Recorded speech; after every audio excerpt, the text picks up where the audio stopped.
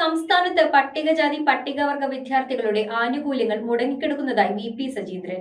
A+ നേടുന്ന കുട്ടികൾക്കുള്ള സ്വർണ്ണ മെഡൽ പദ്ധതിയും സംസ്ഥാന കലോത്സവ ജേതാക്കൾക്കുള്ള സർഗോത്സവം പദ്ധതിയും വർഷങ്ങളായി നിലച്ചിരിക്കുകയാണെന്ന് അദ്ദേഹം ചൂണ്ടിക്കാട്ടി.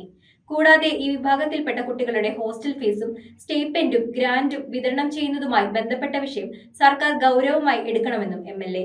സാർ, ഞാൻ ഈ പുതുക്കിയ ബഡ്ജറ്റിലെ ധനാഭ്യർത്ഥനകളെ പിന്തുണയ്ക്കുകയാണ്. സാർ, ഈ ബഡ്ജറ്റിന് മുമ്പ് ബഹുമാനായ ധനകാര്യമന്ത്രി ഒരു ധവളപത്രം ഇവിടെ നിയമസഭയിൽ അവതരിപ്പിക്കുകയുണ്ടായി.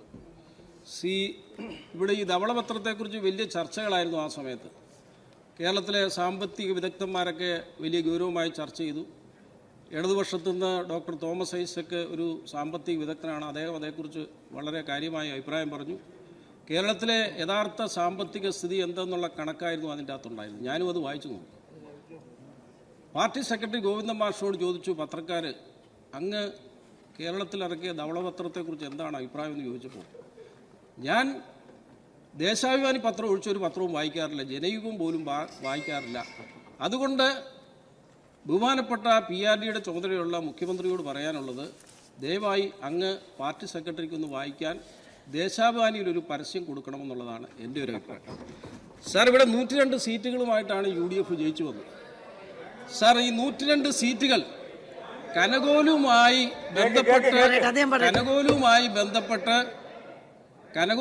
ബന്ധപ്പെട്ട് കനകോലുവാണ് ഈ 102 സീറ്റ് ജയിപ്പിച്ചതെന്ന് ചില ആളുകൾ ഇവിടെ പറഞ്ഞ് നടക്കുന്നുണ്ട്. സാർ, ഇവിടെ ഉപതെരഞ്ഞെടുപ്പ് നടന്നു, അതേപോലെ തന്നെ പാർലമെൻറ്റ് തിരഞ്ഞെടുപ്പ് നടന്നു, അതിനുശേഷം തദ്ദേശ സ്വയംഭരണ തിരഞ്ഞെടുപ്പ് നടന്നു. ഈ സമയത്തെല്ലാം ഇവിടെ UDFന് നേതൃത്വം കൊടുത്ത ഈ 1-ാം നമ്പർ സീറ്റ് ഇരിക്കുന്ന മുഖ്യമന്ത്രിയാണ്. അദ്ദേഹത്തെ സഹായിക്കാൻ ഇവിടെ UDFൻ്റെ നേതാക്കന്മാർ ഉണ്ട്. കുഞ്ഞാലിക്കുട്ടി സാറടക്കം, PJ ജോസഫ് സാറടക്കം, അങ്ങനെ ഒട്ടനവധി നേതാക്കളുണ്ട്. അപ്പോൾ അവരുടെ നേതൃത്വത്തിലാണ് ഈ തെരഞ്ഞെടുപ്പ് നടന്നത്. അവിടെയെല്ലാം വിജയിച്ചപ്പോൾ ഒരു കനകോലുവിനെക്കുറിച്ചും ആരും പറഞ്ഞില്ല. നിയമസഭാ തെരഞ്ഞെടുപ്പിന് 1 മാസം മുമ്പ് ചില വാർത്തകൾ നമ്മുടെ ചാനലുകാർ ഇങ്ങനെ കൊടുത്തുകൊണ്ടിരുന്നു. ആ വാർത്ത എന്ന് പറയുന്നത്, കോൺഗ്രസ് മത്സരിക്കുന്ന സീറ്റുകളിൽ ഞങ്ങളാരും കണ്ടിട്ടും കേട്ടിട്ടും ഇല്ലാത്ത കുറേ ആളുകളുടെ ആ പേര് വെച്ചങ്ങ് പ്രചരണം നടത്തുകയാണ് ചെയ്തത്. അപ്പോൾ അവരൊക്കെ ഇപ്പോൾ എവിടെയാണെന്ന് പോലും അറിഞ്ഞുകൂടാ, അവരൊക്കെ ജീവിച്ചിരിപ്പുണ്ടോ എന്ന് അറിഞ്ഞുകൂടാ. അവരിപ്പോൾ ഗവൺമെൻറ് വന്നതിന് ശേഷം ഗവൺമെൻറ്റിൻ്റെ എന്തെങ്കിലും ഒരു അംശം കിട്ടാൻ വേണ്ടി കാത്തിരിക്കുകയാണ്. സർ, കനകോലു ഉണ്ടെന്നുള്ള വിശ്വാസം, എന്തായാലും അങ്ങനെ ഒരു പ്രചരണം നടത്തിയത് ഞങ്ങൾക്കും UDFനും ഗുണമായി. കാരണം കനകോലു ഉണ്ടെന്നുള്ള വിശ്വാസത്തിൽ അവരൊരു PR മാനേജരെ ഏൽപ്പിച്ചു. അദ്ദേഹമാണ് കിണർ കോലു. സാർ, കിണർ കോലുവിൻ്റെ നേതൃത്വത്തിൽ നടന്ന വർക്കാണ് ഇപ്പോൾ അവരെ അവിടെ കൊണ്ട് ഇരുത്തിയിരിക്കുന്നത്. സാർ, ഈ PR മാനേജറായി ചുമതല ഏറ്റെടുത്ത അദ്ദേഹത്തിന് കടുത്ത ശത്രുത നിങ്ങളോടുണ്ടായിരുന്നു. അത് നിങ്ങൾക്ക് മനസ്സിലാക്കാൻ പറ്റിയില്ല. അദ്ദേഹത്തിൻ്റെ പിതാവിനെ കൂത്തുപറമ്പിൽ വെച്ച് കൊല ചെയ്യാൻ ശ്രമിച്ചതിൻ്റെ പേരിൽ അദ്ദേഹത്തിന് ശത്രുതയുണ്ടായിരുന്നു. അതുകൂടാതെ പാപ്പിനിശ്ശേരിയിലെ പാമ്പ് വളർത്തൽ കേന്ദ്രം തീ വെച്ച് നശിപ്പിച്ചതിൻ്റെ പേരിൽ ശത്രുതയുണ്ടായിരുന്നു. ആ പാമ്പ് വളർത്തൽ കേന്ദ്രത്തിലുണ്ടായിരുന്ന കുരങ്ങന്റെ കാലിൽ പിടിച്ച് തൂക്കിയെടുത്ത് നീ CMB ചേർന്നല്ലേടാ എന്ന് പറഞ്ഞുകൊണ്ട് കാലിൽ പിടിച്ചടിച്ചതും അദ്ദേഹത്തിൻ്റെ മനസ്സിലുണ്ടായിരുന്നു. സാർ, ഈ ശത്രുത കയ്യിൽ വെച്ചുകൊണ്ട് നടക്കുകയായിരുന്നു. അദ്ദേഹം വ്യക്തിപരമായി പകരം ചോദിക്കാൻ തയ്യാറെടുത്തിരുന്നെങ്കിലും ഇന്നോവ വീട്ടിൽ വരും എന്നുള്ള ഭയത്താൽ അദ്ദേഹം തൽക്കാലം അത് മനസ്സിൽ അടക്കി വെച്ചു. സാർ, സന്ദേശ സിനിമയിൽ ശങ്കരാടി പറഞ്ഞതുപോലെ വിഘടനവാദികളും പ്രതിക്രിയാവാദികളും പ്രഥമ ദൃഷ്ടിയാൽ അകൽച്ചയിലായിരുന്നെങ്കിലും അവർ തമ്മിൽ അന്തർധാര സജീവമായിരുന്നു എന്ന് വേണം കരുതാൻ. ഭൂർഷാസികളും തക്കം പാർത്തിരിക്കുകയായിരുന്നു. സാർ, ടിയാൻ നേരിട്ട് പ്രതികാരം ചെയ്യുവാൻ പലവട്ടം ആലോചിച്ച് ഞാൻ പറഞ്ഞല്ലോ.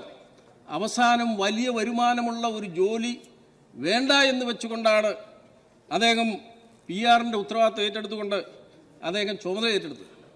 അദ്ദേഹം ചില പരസ്യവാചകങ്ങളിലെ ചില വാക്കുകൾ കടമെടുത്താണ് നേതാക്കൾക്ക് പ്രസംഗിക്കുവാനുള്ള പ്രസംഗത്തിനിടയിൽ കയറ്റി കൊടുത്തുകൊണ്ടിരുന്നത്. അതുപോലെ തന്നെ ചില സിനിമയിലെ ഡയലോഗുകൾ ഇടയ്ക്ക് പ്രസംഗത്തിനിടയിൽ കയറ്റി കൊടുക്കും. അങ്ങനെ ഒരു പഴയൊരു പരസ്യവാചകമാണ്, മഴ മഴ കുട കുട മഴ വന്നാൽ വീട്ടിൽ പോടാ. ആ പരസ്യവാചകത്തിലെ ഒരു വാചകമെടുത്ത് വീട്ടിൽ പോയി ചോദിച്ചാൽ മതി എന്ന് പ്രസംഗത്തിലൂടെ. പിന്നെ 45 വർഷം മുമ്പ് മലയാളത്തിൽ ഇറങ്ങിയ ഒരു സിനിമയുണ്ട്. ആ സിനിമയിൽ KP ഉമ്മറിനോട് ഷീല പറയുന്നു, കിടക്കു പുറത്ത്. അതും ഇതേപോലെ തന്നെ കയറ്റിവിട്ടതാണ് സാർ. അതുപോലെ തന്നെ ഇന്നീ പാർട്ടി ലോകമെങ്ങും ശോഭിച്ചിടും കാരണഭൂതൻ. സെക്രട്ടറിയേറ്റിൽ ഒരു വിദ്വാനെ പോയി കണ്ട് ഈ കവിത എഴുതിപ്പിച്ചു. കവിത എഴുതിപ്പിക്കുക മാത്രമല്ല, അതിന് താളത്തിനൊത്തൊരു തിരുവാതിരയും കൂടെ കളിപ്പിച്ചു. സാർ 50 വർഷം വയറ്റിൽ കിടന്ന കത്രിക പുറത്തെടുത്തപ്പോൾ ഒരു ഡോക്ടറെ കൊണ്ട് പറയിപ്പിച്ചു, 50 വർഷം കത്രിക അകത്ത് കിടന്നാലും ഒരു കുഴപ്പമില്ല എന്ന് പറയിപ്പിച്ചു. ശരിയാണ് സാർ. കത്രികയെ അപ്പോൾ തന്നെ ഡോക്ടർ എടുത്തൊന്ന് മീശ കട്ട് ചെയ്ത് നോക്കി, കത്രികയ്ക്ക് യാതൊരു കുഴപ്പവും സംഭവിച്ചില്ല സാർ. അപ്പോൾ ഇങ്ങനെയുള്ള കാര്യങ്ങളാണ് അദ്ദേഹത്തിൻ്റെ നേതൃത്വത്തിൽ കഴിഞ്ഞ കുറേ കാലങ്ങളായി ചെയ്തുകൊണ്ടിരുന്നത്. സാർ, കണ്ണെഴുതി പൊട്ടും തൊട്ടു എന്ന് പറയുന്ന ഒരു സിനിമയാണ് ഇതുമായി ബന്ധപ്പെട്ട് എൻ്റെ മനസ്സിലേക്ക് വരുന്നത്. സാർ, അതിൽ തിലകൻ 8 വീട്ടിൽ നടേശൻ മുതലാളിയായിട്ട് അഭിനയിക്കുന്നു. അദ്ദേഹത്തിൻ്റെ മകൻ ബിജു മേനോൻ നടേശൻ മുതലാളിയുടെ മകൻ ഉത്തമനായിട്ട് അഭിനയിക്കുന്നു. മഞ്ജു വാര്യർ ഭദ്ര എന്ന് പറയുന്ന കഥാപാത്രമാണ്. സിദ്ദിഖ് എന്ന് പറയുന്നയാൾ ഈ ഭദ്രയുടെ അച്ഛനായും അതേപോലെ തന്നെ ഗൗരി ഭദ്രയുടെ അമ്മയായുമാണ് അഭിനയിക്കുന്നത്. ആ സിനിമ കണ്ടിട്ടുള്ള ആളുകൾക്കറിയാം. സാർ, ആ സിനിമയ്ക്കകത്ത് ഈ 8 വീട്ടിൽ നടേശൻ മുതലാളിയുടെ ക്രൂരത കൊണ്ട് മരണം സംഭവിച്ച, അതായത് കൊലപ്പെടുത്തിയ, ഈ ആലപ്പുഴ ജില്ലയിലെ കുട്ടനാടാണ് അതിൻ്റെ പശ്ചാത്തലമെല്ലാം സിനിമയിൽ കാണിക്കുന്നത്. അപ്പോൾ നടേശൻ മുതലാളിയേക്കാളും അതിക്രൂരനാണ് മകനായ ഈ ഉത്തമൻ എന്ന് പറയുന്ന ബിജു മേനോൻ എന്ന് പറഞ്ഞ കഥാപാത്രം. അപ്പോൾ അവർ ഉള്ള സമയത്ത് ഈ നടേശൻ മുതലാളിയുടെ ക്രൂരത കൊണ്ട് ഈ പറയുന്ന സിദ്ദിഖ് എന്ന് പറയുന്ന ചന്ദ്രപ്പന് ആ കുട്ടനാടൻ പാടശേഖരത്ത് വെച്ച് ജീവനോടുകൂടി ചേറിൽ പൊതിഞ്ഞ് മരണപ്പെടുന്ന ഒരു കഥയാണ്. ആ കൊച്ചുകുട്ടിയായിരുന്നപ്പോൾ ഈ ഭദ്ര എന്ന് പറയുന്ന മഞ്ജു വാര്യർ ഇതെല്ലാം കാണേണ്ട ഒരു സാഹചര്യം ഉണ്ടായി. ഈ ഗൗരി എന്ന് പറയുന്ന ഭദ്രയുടെ അമ്മ ഈ നടേശൻ മുതലാളിയുടെ ക്രൂരത സഹിക്കവയ്യാതെ പിന്തുടർന്ന് ശല്യപ്പെടുത്തിയപ്പോൾ മണ്ണെണ്ണ ഒഴിച്ച് തീ കൊളുത്തി ആത്മഹത്യ ചെയ്യുകയാണ്. അപ്പോൾ വർഷങ്ങൾക്ക് ശേഷം ഭദ്ര തിരിച്ചു വരികയാണ്. ഭദ്ര തിരിച്ചു വന്ന് ഈ നടേശൻ മുതലാളിയുടെ വീട്ടിൽ ജോലിക്കാരിയായി കയറിപ്പറ്റുകയാണ്. ജോലിക്കാരിയായി കയറിപ്പറ്റിയതിന് ശേഷം എന്തു ചെയ്തു? ഈ നടേശൻ മുതലാളിയെ ഒരു വശത്തൂടെ അദ്ദേഹം ഇങ്ങനെ വശീകരിച്ചു, മറുവശത്ത് മകനെയും വശീകരിച്ചു കൊണ്ടേയിരുന്നു. അപ്പോൾ രണ്ടുപേരെയും വശീകരിച്ച് ഒരു സ്ഥിതിയായപ്പോൾ ഈ രണ്ടുപേരോടും പറഞ്ഞു, പാടത്ത് കൊയ്ത്ത് തീരുന്ന അന്നത്തെ രാത്രി ഈ പാടത്ത് ഈ കളത്തറ വയലുണ്ട്, നമ്മുടെ ബഹുമാനപ്പെട്ട സജി ചെറിയാനെ പോലുള്ള ആളുകൾക്കറിയാം. ഈ കളത്തറയിൽ രാത്രി 11 മണിക്ക് വരാൻ പറഞ്ഞു. അങ്ങനെ മഞ്ജു വാര്യർ അവിടെ കാത്തിരുന്നു. ഈ ഭദ്ര എന്ന് പറയുന്ന മഞ്ജു വാര്യർ കാത്തിരുന്നു.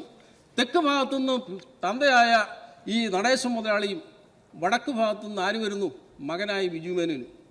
രണ്ടുപേരും ഈ കളത്തറയിൽ വെച്ച് കൂട്ടിമുട്ടുകയാണ്. അവിടെ വലിയ സംഘർഷം നടക്കുന്നു. അച്ഛനും മകനും വീട്ടിലും ശത്രുതയിലായിരുന്നെങ്കിലും മഞ്ജു വാര്യരെ സ്വന്തമാക്കാൻ വേണ്ടി വലിയ യുദ്ധം അവിടെ നടക്കുക. നല്ല അടിപിടിയായി അവസാനം എന്തു ചെയ്യുന്നു?